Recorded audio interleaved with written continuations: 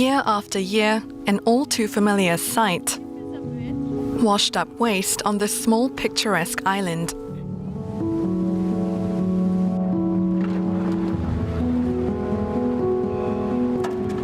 These images from 14 years ago show environmental charity founder Cécile Gaspard documenting her journey of cleaning up the man-made trash piling up on the shores. Everything that we throw away, whether it be in the mountains, in streams, in lagoons, it always ends up in the ocean. And in isolated islands like this one, where there are a very small number of inhabitants, it builds up and stays there for decades.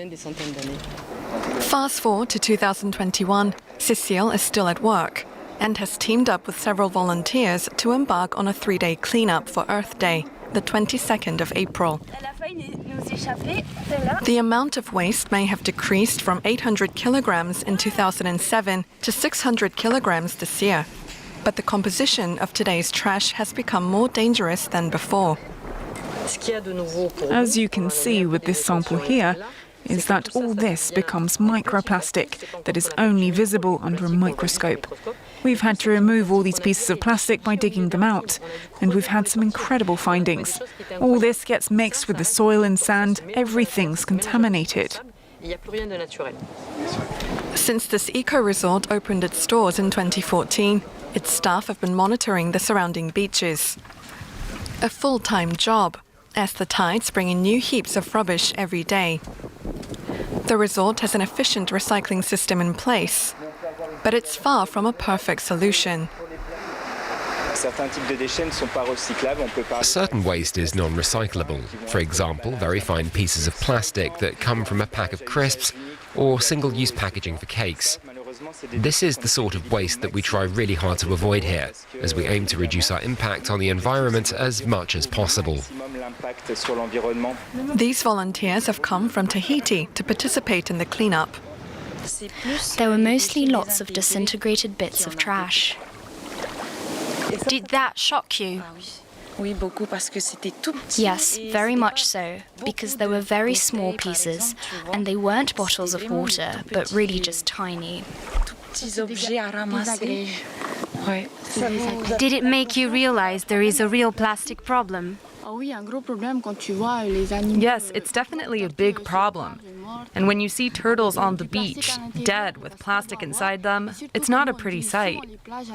We come to these beaches on boats and see all that rubbish. It's not nice. I don't understand how people can throw away so much trash. Will you talk about it when you go home? Definitely. We want to share what we saw with others and make everyone aware of what's happening.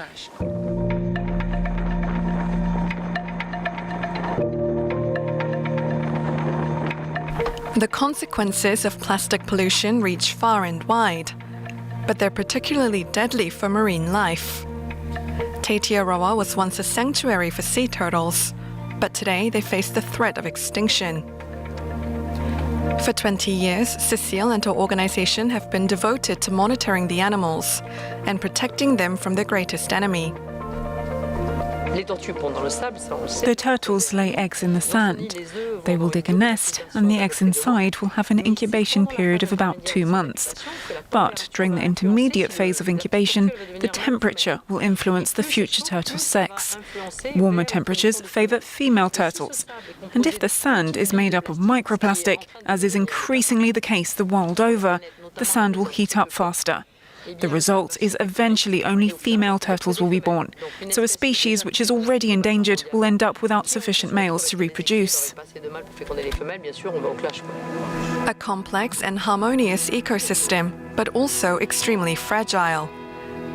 Sea turtles would only be the first of many marine species to fall victim to our consumption habits. Habits that would need to change radically, as our actions have consequences even on our own survival.